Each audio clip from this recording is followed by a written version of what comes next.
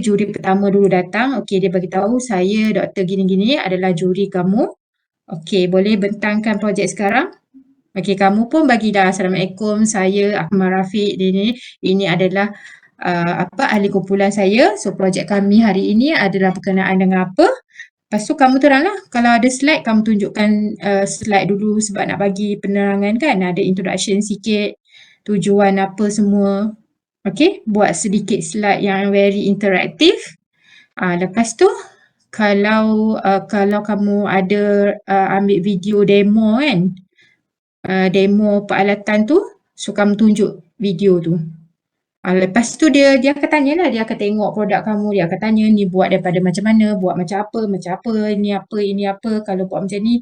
Okay, so Q&A session tu tak ada limit. Kalau juri rasa dia nak tanya 30 minit ke 1 jam ke, lama dia berdiri kat situ, you kena layan je sampai habis. Okay, and then bila dia kata boleh demo sekarang ni, kamu kena tunjuklah kat dia. Okay, ataupun katakanlah masa kamu nak demo tu tak jalan ke apa ke, so kamu kena bagi tahu, explain kenapa dia tak jalan, dan at least kamu ada backup lah video yang saya cakap tadi. Video yang kamu dah test yang semasa dia berfungsi. So amat penting bila you dah buat assembly kan, bila nak buat testing tu, you record dulu video tu. Sebagai backup kalau pada hari pertandingan, projek tu, produk you tu tak berjalan seperti yang you buat. Okay, so penjurian dia adalah antara pukul 9 hingga 11 pagi. Jadi semua pelajar dikehendaki untuk berada di meja ataupun di booth masing-masing pada tepat jam 9. So maksudnya jam 9 tu semua dah ready. So persiapan dia mestilah before jam 9. So saya buat anggaran antara 7.30 hingga 9 pagi tu kamu dah datang ke kampus teknologi, kamu bawa kamu punya produk, pergi dekat meja, pasang. Okey, ataupun ada produk yang besar yang kamu tinggalkan dekat lab. Bila lab buka, kamu pergi ambil, bawa ke cafeteria dan pasang. Okey? Ataupun nak lagi mudah, hari Jumaat kan, hari Jumaat petang tu daripada lab kamu dah bawa pergi depan. Letak dekat bilik Farmesa ke, saya tak tahu. Mungkin boleh tanya dengan Akmal Rafiq. Okey? Ini bagi grup yang ada yang produk dia very bulky lah, yang nak kena angkat dengan kenderaan dan sebagainya. Okey, dan penjurian dia akan bermula pada jam 9 hingga 11 pagi. So 11 hingga lepas dah habis, juri akan serahkan markah pada urus setia. So kita akan tengok pemarkahan tu untuk kita tentukan pemenang. So projek IDP dia ada pemenang dia nombor 1, 2, 3. Projek diploma pun kita minta 3 hadiah, 1, 2, 3. Okey, so penentuan pemenang dan majlis penutup penyampaian hadiah akan berlangsung pada 12 tengah hari. Okey, lepas tu ada makan tengah hari disediakan. Okey, itu berkenaan dengan hari inovasi. Okay, and then seterusnya adalah berkenaan dengan penilaian. So, kamu kena ingat projek diploma di MCU 2992 ni adalah 2 jam kredit dan markah dia lulus gagal lah. Okay, macam mana nak lulus gagal tu, assessment dia ditentukan oleh satu produk functionality atau kita nilai dari segi produk dan juga oral interview during the exhibition day. Okey, ini akan dinilai oleh 2 panel juri yang membawa kepada 40%, 40 markah. So juri pertama dia akan bagi 20 markah, juri kedua akan bagi 20 markah. Okey, ini akan dinilai pada hari pertandingan tu, iaitu pada hari Sabtu.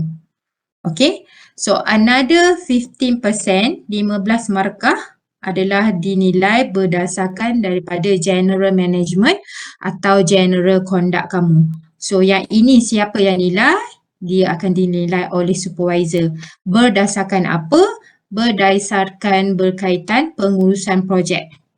Okey, projek kamu ni macam mana, slow ke, siap on time ke, okey, ataupun selalu jumpa dengan supervisor, keep the supervisor update with your progress, ataupun you senyap tak pernah jumpa. So saya dah maklumkan dekat penyelia, mana-mana student yang tak pernah berjumpa dengan penyelia, markah mesti kosong. Okey, sebab saya menerima banyak komplain aduan daripada penyelia, so saya dah tahu mana yang selalu jumpa supervisor, mana yang tak jumpa supervisor langsung, mana yang macam tenggelam timbul. Okay, so at the end of this semester, yang akan melihat markah keseluruhan kamu adalah saya, because I am the coordinator of this subject. Okay, so saya akan melihatlah dan akan berbincang dengan penyelia lah, kamu ni layak ke tak layak untuk diluluskan ke dan sebagainya.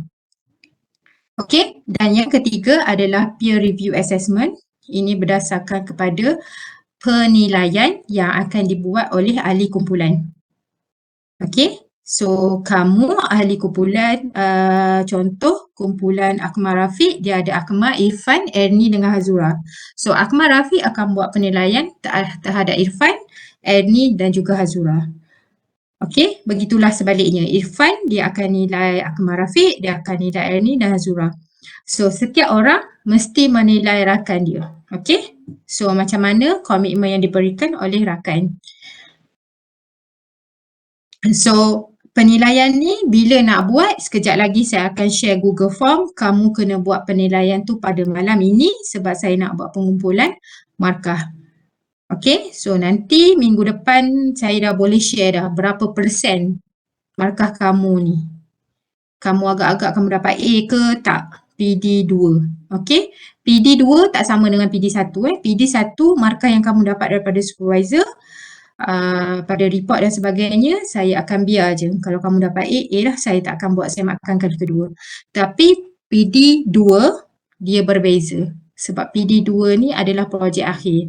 So, kita nak tengok grade tu setimpal tak dengan hard work yang you berikan. Projek you siap ke tidak?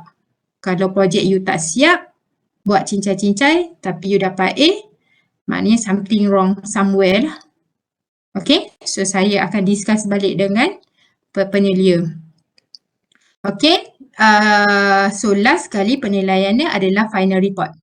So final report ni macam yang saya bagi tahu sebelum ni, walaupun kamu buat ke tak buat ke, projek tu pergi lab ke tak pergi lab, final report mesti ongoing. Okay, so final report dia akan dinilai oleh penyelia sendiri. Okay, dan saya nak ingatkan di sini yang format report yang you nak tulis mestilah mengikut format yang saya telah berikan masa dalam PD1 lagi. Masa PD1 saya pernah share dalam YouLearn kan, format untuk diploma projek punya report. Okey, sekejap lagi saya akan tunjukkan apa dia punya format. Yang paling penting sekali, isi yang you nak tulis tu adalah berdasarkan hasil perbincangan you dengan supervisor you. Apa yang saya nak lihat adalah mesti dari mata kasar saya, you kena follow exactly template yang saya bagi. Okey, sebabnya nanti kita akan dapat teguran masa audit nanti, dia akan bagi tahu macam mana student ni report dia tulis lain, cara dia student yang kedua ni lain. And then report yang teruk tapi dapat grade A dan sebagainya. So kita tak nak case macam tu. Sebab tu kita akan buat kita kata moderation dan juga tapisan lah. Okey, tarikh akhir penghantaran report adalah sebelum 22 Jun 2022. So kalau tak silap saya 20 Jun ni adalah hari akhir study week. Study week awak ni sebenarnya SEM ni dia macam very short kan. So hari Rabu malam. Okay. So tapi macam saya cakap tadi lah, sebab you all first paper 23 kan. So cuba dulu untuk siapkan 22. Kalau tak nanti buat rayuan. Saya akan extendkan untuk habis sehingga 26 hari bulan. Okay. Tetapi jangan tunggu sampai extension deadline. Please buat meet the deadline dulu. So, report ni nak hantar ke mana, mestilah di-upload di dalam ULearn. Bukannya hantar kepada supervisor. Report tu you boleh hantar pada supervisor untuk supervisor semak dulu. Boleh macam kumpulan saya, boleh hantar, doktor boleh tolong tengok report ni sebelum saya buat final submission. Sebabnya bila kamu dah hantar report untuk final submission, sebarang kesalahan dalam report tu kita macam terus kira. Okay, kalau sebelum submission, you bagi dulu supervisor you tengok mana nak kena betulkan, mana nak tambah baik dan sebagainya. Pada hari submission tu, 22 Jun tu hantar kepada saya iaitu melalui ULearn DMCU 2992. Okey, hantar ke dalam ULearn. Format dia adalah PDF. Mesti dalam PDF file dan nama file itu mestilah nombor metrik sahaja. Contoh D04120 berapa-berapa. Saya tak nak nombor metrik, nama bla bla bla lah apa semua. Ada tu yang tak tulis, ada tu yang tulis report diploma je. Okay, saya nak report itu ditulis dengan file name you adalah nombor metrik you. So, senang saya nak trace siapa yang hantar, siapa yang belum hantar. Okay, bila awak hantar kepada saya dalam format yang betul, baru saya akan pass kepada supervisor untuk menilai dan memberi markah. Okay, markahnya adalah 40%. So, total keseluruhan daripada exhibition, general conduct, peer review dan final report adalah 100%. Jelas semua?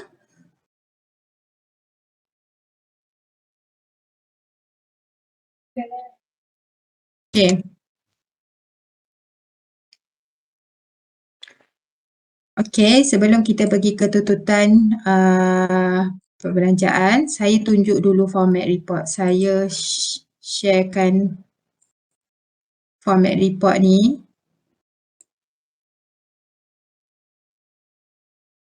Okay, benda ni saya dah sharekan kat dalam ULearn pada semester lepas. Nanti saya akan share balik dalam ULearn semester ni. Okay, so saya faham you kadang-kadang you nak baca kat benda atas ni sangatlah berjela-jela dan sebagainya. So, apa yang you boleh buat adalah you scroll down je terus ke bawah. Pergi dekat starting page ni, lampiran A1. Okay. So, dalam you punya report, biasanya you akan letak first adalah cover page, ada logo UTM lah, nama projek dan sebagainya, apa semua, okay? So, saya tak nak macam tu. Format report, dia bukan macam tu. Dia tak ada cover page macam tu, Dia macam you nak jilidkan, you nak binding. Tapi kita tak binding sebab saya minta soft copy je dengan you. So, dia mesti start dengan page ni. Sama ada dalam you pakai English kan? Okay, dia start macam ni. So, amat penting ini yang ditulis 2.5 cm atas bawah tepi kiri kanan ni mesti you set upkan dalam you punya Microsoft Word. So, ke atas sekali adalah tajuk. Dia pakai tulisan apa, saiz berapa, semua dia dah cakap kat sini. Okay, lepas tu spacing 6 line, nama kamu. Lepas tu spacing 9 line, tulis sebiji sebetul seketul ni. This report is submitted in partial fulfillment of the requirement for the award of Diploma of Mechanical Engineering. So, you kena tulis balik ayat ni. Sebab projek diploma ni adalah sebahagian daripada untuk awak melayakkan awak untuk dianugerahkan diploma kejuruteraan mekanikal. Kalau you habis semua subjek you buat tapi projek diploma you fail, you tak layak untuk mendapat diploma in mechanical engineering. Itu adalah part of partial fulfillment requirement untuk DMC. Okay, and then spacing 2 line, Faculty of Mechanical Engineering, Universiti Teknikal Malaysia Melaka. Spacing 3 line, tahun. Biasanya tahun ini merujuk kepada graduation graduation month you, tapi sebab you pergi LI lagi sem depan, so you kena submission lah. So maksudnya submission ataupun end semester kita adalah pada Julai. So you tulis kat sini Julai 2022.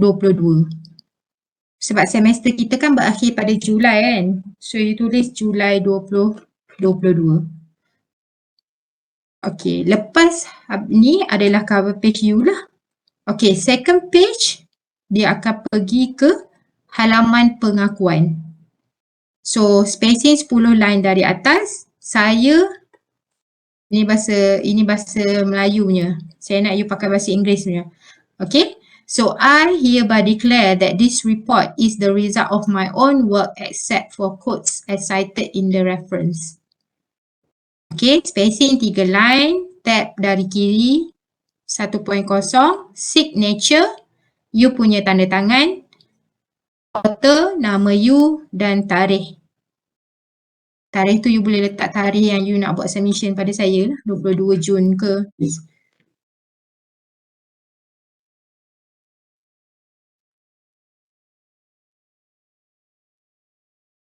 Kalau tulis Jun kat sini, kat atas ni mestilah Jun lah, betul tak? Jun 2022. Okay, itu muka surat kedua. Dia tak ada page number tau. Dia tak ada page number sebab dia page yang depan. Kalau you buka tesis PSM ke, you tengok yang depan tu dia tak ada page number yang depan ni. Okay. Lepas daripada pengakuan student, dia akan ada pengakuan penyelia, pengesahan daripada penyelia. Okay, kalau dulu sebabkan report ni kena print, you kena jumpa dengan supervisor you untuk dapatkan tanda tangan. Tapi memandangkan sekarang ni report ni hantar soft copy kan. Hantar soft copy. So tanda tangan dekat sini you kena minta dengan supervisor soft, maksudnya you kena email lah report you, minta tanda tangan dekat sini. Okay. So dekat sini, sebab tadi you choose in English kan, kita kena pakai English. So as usual, spacing 10 line dari atas, I hereby declare that I have read this report. And in my opinion, this report is sufficient in terms of the scope and quality for the award of Diploma Mechanical Engineering. Inilah kenapa pentingnya you kena buat pengesahan ni, sebab ada student, dia tak jumpa supervisor dia tak pernah hantar report kat supervisor dia, tiba-tiba dia hantar report tu dekat saya. Lepas tu bila saya tanya dengan supervisor terkejut. Dia hantar report. Saya ingatkan dia tak ambil pun subjek ni. Saya ingatkan dia drop semua tu. Okay, dekat sini lah kita gunakan kuasa supervisor dia untuk menghalang pelajar ni. Macam exam, kita halang dia daripada menduduki peperiksaan. So kat sini kita halang dia daripada dia buat submission. So kalau supervisor halang you buat submission, maksudnya there is something wrong somewhere. Okay. So kat sini dia dah declare, dia dah baca report you tu. Maksudnya sebelum you hantar dia dah baca. Okay, sebab report you adalah cerminan juga kepada dia. You hantar report yang cincai-cincai, dia tak baca, nanti orang akan tanya siapa supervisor ni tak baca ke report student dia. Okay, so you kena jaga juga air muka supervisor you lah. So you bagi dia tak baca tu lain kira. Yang penting you bagi. Okay, so ini signature, supervisor name dengan date. Okay, yang bawah ni yang dalam kurungan dot line ni, kalau dia ada co-supervisor. Dalam case kamu tak ada co-supervisor. Kamu seorang saja, ada satu penyedia je. So yang dalam kotak merah ni tak ada Okay, lepas tu halaman dedikasi. Halaman dedikasi ni freestyle. Untuk ayah dan ibu tersayang, untuk girlfriend tersayang dan sebagainya lah.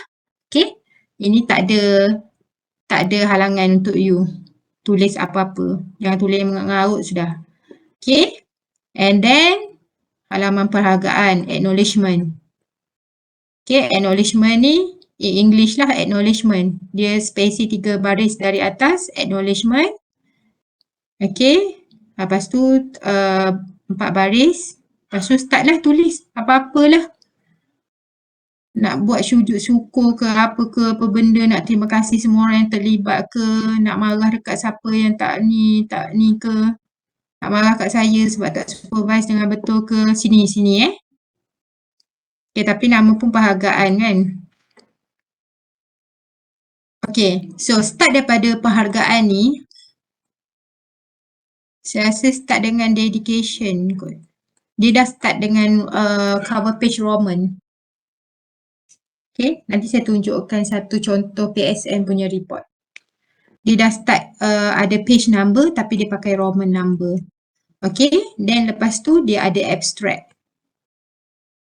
So, apa yang perlu ada dalam abstract dekat dalam laporan report ni, kalau you baca dekat bahagian atas-atas ni, dia dah tulis description. Abstract. Apa tu abstract? Abstract sepatutnya kurang daripada 300 patah perkataan, tidak mempunyai sebarang gambar rajah atau jadual. Okay? So dia dah cerita dah abstract tu apa. So abstract adalah satu perenggan ringkasan laporan yang menerangkan secara ringkas perkara berikut.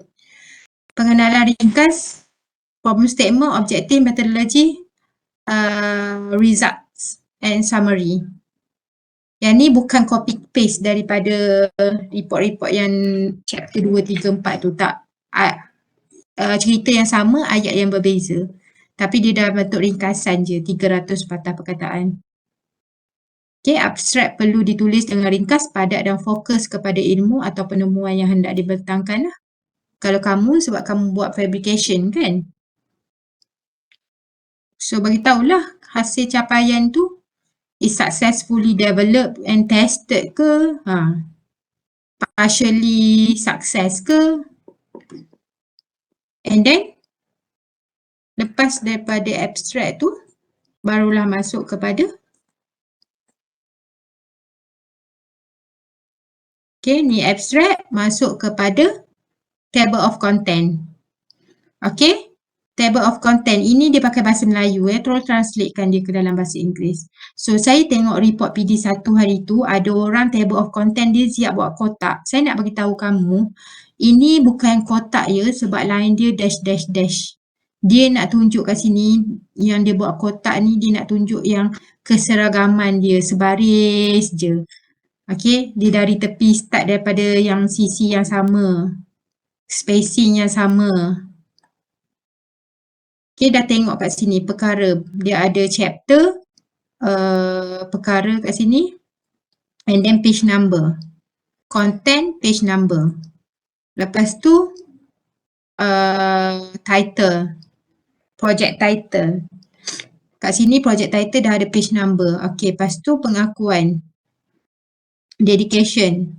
Pengakuan tu kan ada dua kan, student punya ni dengan supervisor punya pengesahan tu kan. So bawah dia akan ada lagi lah. So baru dedikasi, acknowledgement, abstract, baru isi kandungan. Dia ada table, list of table, list of figure. Baru dia start dengan bab 1, introduction, 1.1, 1.2 sampailah 1 point berapa yang you ada. Lepas tu start pula chapter 2. 2.1, 2.2 sampai habis, sampailah reference dan juga kalau kamu ada lampiran, appendix, selepas rujukan dia ada appendices. Okay, so ini contoh dia dah bagi semua spacing.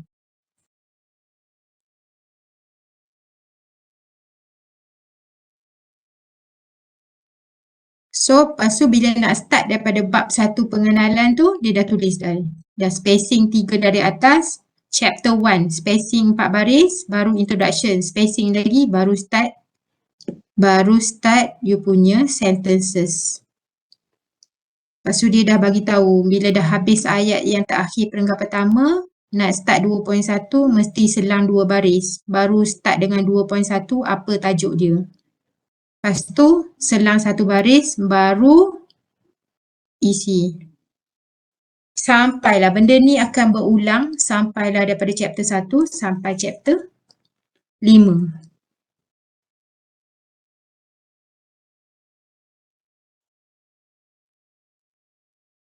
Boleh faham? Jelas tak?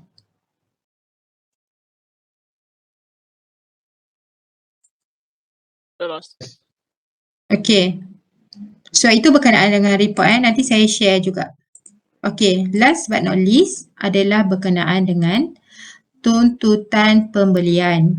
So seperti yang kita dah maklum hari itu, setiap kumpulan diberikan bajet ataupun allocation sebanyak RM350 dan saya juga maklumkan kena pastikan setiap pembelian yang kamu buat mesti ada resit. Okey, kalau pergi kedai dia bagi resit kecil, yang kecil tu pun resit ataupun dia tak ada, dia tulis resit tangan, janji dia ada cop kedai, tak ada masalah. Dan kalau ada buat pembelian dekat Shopee, kan kamu dah check out, dah bayar apa semua, nanti dia keluar macam invoice tu kan. Okey, print yang tu. Okey, print yang tu, itulah resit kamu. Okey, so semua resit pembelian tu kamu kena kumpulkan. So saya tak tahu macam mana dalam kumpulan tu kamu bahagikan setiap seorang ke macam mana. Tapi yang penting kalau 4 orang, ada 4 orang beli barang, terpulanglah nak seorang je claim atau sendiri setiap ahli tu nak claim. Tapi saya nak kamu maklumkanlah kamu dari kumpulan mana kan. Maksudnya hantar resit tu sekali. Maksudnya kumpulan ni, okey, dia dah hantar sebab kita nak total up 350. Okey, ada tu dia buat claim masa beli tu memang kawan dia seorang je yang keluarkan duit. So kawan dia tu je lah yang keluar yang buat buat tuntutan atas nama dia seorang je. So apa yang kamu perlu buat, isi borang tuntutan pembelian tu ada dekat pejabat FKM tingkat 4 ataupun nanti esok saya akan sharekan dia punya PDF. So nanti kamu print je borang tu, kamu isi, tak silap saya dalam borang tu dia ada pengesahan daripada penyelia. Okey, penyelia tanda tangan, kamu kepilkan resit dengan akaun bank account kamu kan. So nanti hantar ke pejabat. So hantar ke pejabat FKM tingkat 4 tu nanti ada satu bakul tu memang kat situ memang untuk buat tuntutan claim projek diploma. Okey, nanti dari situ kita akan buat semakan lah. Kumpulan A1, A2 tak nak lebih daripada RM350. So maknanya kalau kamu bagi resit 400 pun pembayaran dia tetap 350 sebab kita dah beritahu awal. So tuntutan pembelian ni adalah ke atas barang guna habis. Okey? Hanya pembelian barang guna habis. Printing, lagi apa? Upah programming ke, upah buat ketuk ni lah apa semua tu tak dikira. Okey? Dia mestilah nama barang lah dalam resit tu, dia tulis barang apa semua. Saya tak tahulah kan kalau you counting dengan, tak tahulah kalau ada orang yang tak buat projek dia macam sub. Okey, mungkin ada sebahagian yang komponen elektrik elektronik tu di use sub kan. Okey, I don't know lah you arrange macam mana dengan tuan kedai tu, dia suruh tulis jangan tulis upah ke kan, biasanya dia tahulah. Tapi yang penting maksimum dia adalah 350 saja. Dan bila nak kena hantar ni tuntutan ni, claim ni, okey. So hari terakhir minggu terakhir peperiksaan. Sebelum 8 Julai. So memandangkan minggu ni, minggu depan pun dah minggu last kan. Minggu depan saya tak rasa you all nak beli barang. Kalau ada group yang mana-mana group yang dah tak beli barang, boleh buat tuntutan dalam minggu ni ke minggu depan. Okey. So senang kita proses je. Biasanya tuntutan ni kita proses pada awal bulan. Okey, contoh sekarang kan awal bulan 6 kan. Kalau kita boleh settle by the end of June, so you akan dapat Julai. Biasanya pejabat bendahari ya, bukan FKM, pejabat bendahari yang akan memasukkan duit ke dalam akaun masing-masing.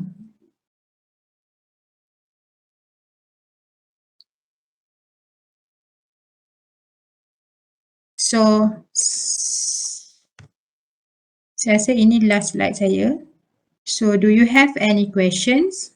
Saya nak tengok attendee. Doktor Okey, siapa tu sebut nama? Salahuddin. Siapa-siapa? Salahuddin. Okey, Tharudin. Untuk lab report, kita kena update lab report daripada SEM SEM lepas ke ataupun yang baru? Ya. Lab report tu adalah sambungan daripada lab report yang lepas. Kalau lab report yang lepas, kamu buat sampai design, betul tak? Daripada design tu, result kamu adalah final design je lah, betul? Okay, result kamu final design. So, untuk SEM ni, sepatutnya kamu update final result kamu. Kan kamu ada stage design dengan fabrication. So, fabrication punya result kena masuk dalam stage tu. Dan dekat methodology, mesti tambah method-method yang you gunakan untuk you buat fabrication tu. Contoh masa you nak buat fabrication, masa you nak buat development tu, you buat komponen dulu. You buat machining. Jadi, method machining tu, you masukkan elemen machining tu masuk kat dalam methodology. So, dalam methodology tu saya rasa last kali you buat, you pakai SolidWorks saya rasa. Daripada HOQ, you buat ni selection apa semua tu. Nanti you letaklah satu subtopik yang baru, fabrication. Dia punya method dia, machining. So, adalah prosedur machining, prosedur apa yang you buat, apa yang you buat machining, you pakai mesin apa, ada gambar yang you buat. Lepas tu ada welding, tambah lagi welding, apa tujuan you buat welding. Sebelum you tulis apa tujuan you buat welding tu, you carilah rujukan sikit. Welding ni ada berapa jenis, dan welding ada berapa jenis, tujuan dia apa. Lepas tu yang you pakai untuk projek you ni, you welding pakai jenis apa, kenapa. Lepas tu you welding tu dekat mana, tunjuk lokasi dia.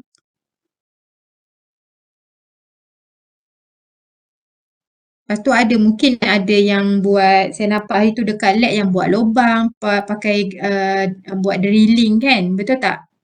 So itu is a part of method lah, you nak siapkan kenapa you buat lubang tu, untuk apa, you pakai apa.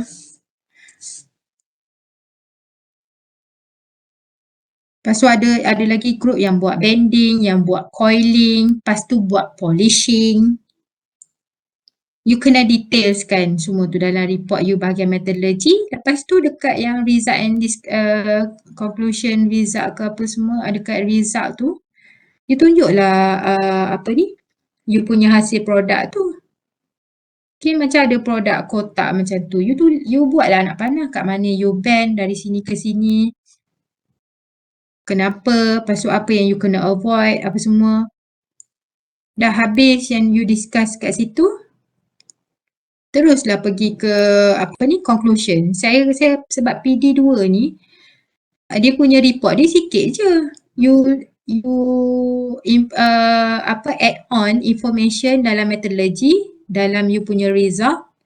Lepas tu you tambahkan conclusion plus sedikit recommendation. Mungkin masa you buat projek tu, you rasa idea ni sebenarnya kita tak boleh pakai, tapi you dah move on. You sebab itu yang you decide, you buat. Tapi you rasa benda ni boleh ditambah baik. Okay, you nak bagi tahu dekat mana? Bagi tahu dekat chapter last, dia ada conclusion. Conclusion, mungkin chapter last you chapter 5. 5.1 conclusion, 5.2 recommendation. Okay, conclusion tu nak cakap apa? Cakap daripada awal maksudnya objektif untuk projek ini, adalah 2 untuk design dan fabricate. So untuk design kita dah berjaya ni gunakan kaedah apa semua. Lepas tu untuk fabrication, so kita berjaya fabricate dalam within the time frame. So kita berjaya hasilkan. So you tunjuklah gambar produk you apa semua kan. Yang full punya. Lepas tu you letakkan satu gambar tu macam gambar rajah lah, tunjuk ni apa, tu apa, ni apa, ni apa. And then you masuk ke 5.2 recommendation. So you tulislah kat situ walaupun untuk cadangan untuk penambahbaikan lah. Jika ada, mungkin ada student lain dia nak buat projek yang sama tapi dia tak nak buat macam you nak buat improve dekat mana. So dia akan tengok lah, oh dia cadangkan suruh buat macam ni lah. So you cadangkan untuk tambah baik walaupun projek ni telah berjaya dihasilkan tetapi ia masih boleh lagi ditambah baik. Antaranya adalah buatlah numbering. 1 Roman apa, 2 Roman apa, 3 Roman apa. So bila you buat cadangan tu bukan you macam numbering tu you bukan list sikit je. Tambahkan ini, tambahkan itu, buatkan poket ni. So you kena explain. Okay, mungkin kata okay untuk proses bending ni, semasa bending perlu elakkan benda-benda ni. Okay, kenapa? Untuk tujuan keselamatan supaya ni tidak menghasilkan bucu yang tajam ke. Okay, ataupun contoh spring yang you gunakan dalam kes ini adalah spring yang terlampau agak besar dan kurang sesuai. Mungkin diameter spring boleh dikurangkan atau menggunakan dawai yang lebih nipis. Okay, ataupun you ada pakai motor kat dalam tu. Okay, motor yang digunakan terlampau besar. Mungkin boleh guna motor yang kecil supaya dapat jimat power kan. Ataupun kalau you punya projek tu pakai direct power source, mungkin di masa akan datang boleh ditambah baik dengan menggunakan solar energy. Macam itulah. So projek report you ni adalah bukan you buat satu report yang baru, tak. You carry forward je. You report yang dulu punya, you update, you masukkan apa yang tak ada, improve. Okay. Kalau you rasa dulu PD1 you dapat berapa, grade berapa. Okay, mesti report you tak memberansangkan, tak bagus, you tambah sikit. Jangan malas. Jangan malas. Okay, sebab apa saya kata jangan malas tau. Walaupun projek diploma you hanyalah you tengok 2 kredit tapi dia PD1 dia 2 kredit, PD2 dia 2 kredit. Dia total 4 kredit tau. So, bila you habis belajar, akan ada accreditation. Pihak engineering council akan datang. Dia akan tengok, okay, saya nak tengoklah graduan diploma kejuruteraan mekanikal yang grad pada tahun 2023. Saya nak tengok projek diploma. Dia tak akan tengok yang lain. Dia tak akan tengok you static dapat berapa orang fail dermo ke, berapa orang fail solid mekanik. Dia tak nak tengok. Dia akan tengok pointer you and then dia minta list of PD2. Biasanya saya akan bagi PD2 punya result. So dia akan tengok, okay, Liu Jiatong, result dia adalah 3.9. Boleh saya tengok report dia? Report project diploma. So saya bagi report project diploma. Dia akan buka. Oh, dia dapat A. Okay, dia tengok dia buat projek apa ni. Dia tengok. Kalau dia rasa report yang you hantar tu, student ni pandai tapi kenapa dia buat projek diploma? Kenapa dia buat projek macam ni je? Tak kena je, tak ada elemen mechanical. Apa yang dia buat ni? Ini macam dah beli siap. Ini macam ni. Apa yang buat ni? Mana mechanicalnya? Tak ada tulis pun dalam ni apa semua. So sebab tu sangat penting dekat PD2 ni. So tapisan moderation saya kena tengok betul-betul. Kalau tak nanti siapa yang akan kena? Okay, siapa koordinator waktu tu? Ketua jabatan waktu tu? Do you check this? Can you give a comment? Boleh jawab tak apa kenapa-kenapa? Okay, kalau saya tak boleh nak jawab, saya macam alamak macam mana ni salah. Ni. Okay, so nanti dia akan record dan nanti untuk you punya junior akan datang you untuk bila kita nak apply untuk accreditation, dia akan susah sikit. Dia akan susah. So, orang akan tanya, apa kepentingan accreditation ni? Pentinglah accreditation ni sebab bila you dah habis degree you dah habis belajar, you dapat diploma, you dapat degree, you mesti nak pergi kerja. You mesti nak sambung belajar. Kat mana you nak sambung tu mestilah dekat universiti yang lebih baik dari UTM atau setara dengan UTM. Ataupun you nak sambung overseas.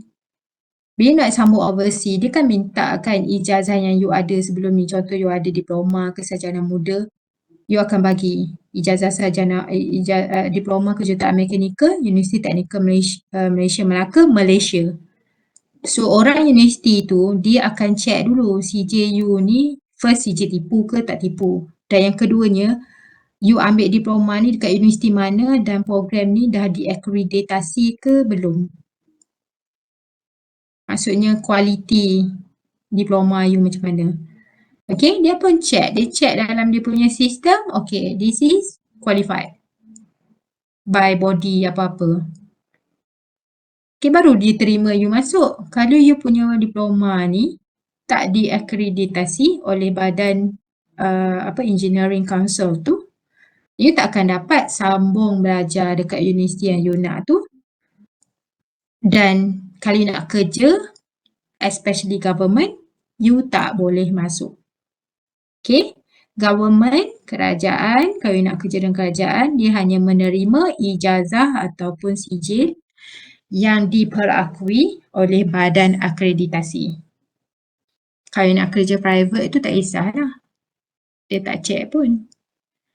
Okay, so kita dah pernah banyak case lah. Ada siap student tu dia dah saman universiti. Sebab apa? Sebab dia ambil ijazah dekat universiti tu tapi lepas dia dah habis belajar, dia nak kerja government, dia dah masuk kerja government dan government check rupanya dia punya ijazah tu tak diiktiraf oleh inilah badan akreditasi. So itu pentingnya. Kenapa kita jaga kualiti. Okey, lagi ada soalan?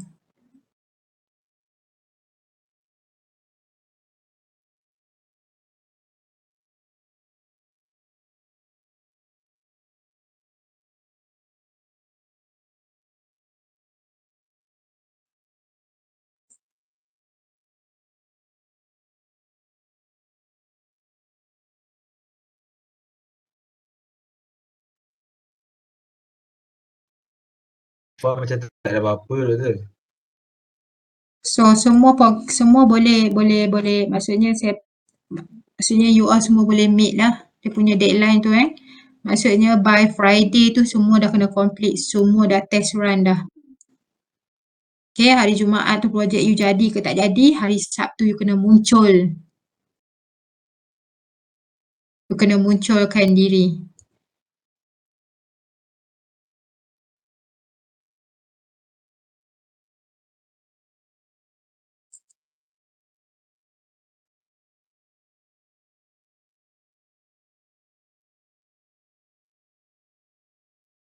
Okay, kalau tak ada soalan lagi, I think we can end our kita punya taklimat pada hari ini di sini.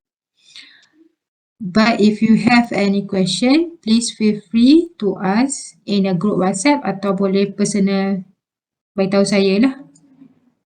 Okay, kalau you have any problem with your supervisor ke apa ke, kita boleh masih maksudnya saya okay je, you datang beritahu. Kan? Okay, with that we end our discussion. Tapi saya minta grup Akmal Rafiq dengan grup Raja boleh stay tak? Boleh kata boleh. Boleh Doktor. Okay, yang lain boleh dismiss.